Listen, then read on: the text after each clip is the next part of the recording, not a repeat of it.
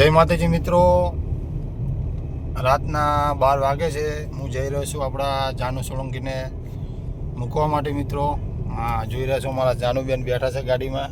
ઊંઘ આવે હું જાવ તારે ઊંઘ આવે તો કેટલું આગું બાપા. ચા પીવો છે ભેંસના દૂધનો?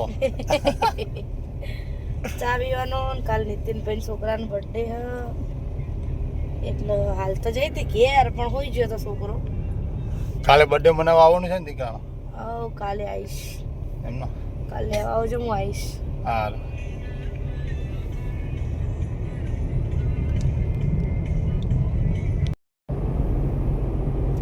જય માતાજી મિત્રો, રાતના 2 વાગ્યા છે. અમે જ્યાં હતા જાનુ સોલંકીને મૂકવા માટે મિત્રો તેના ઘેર.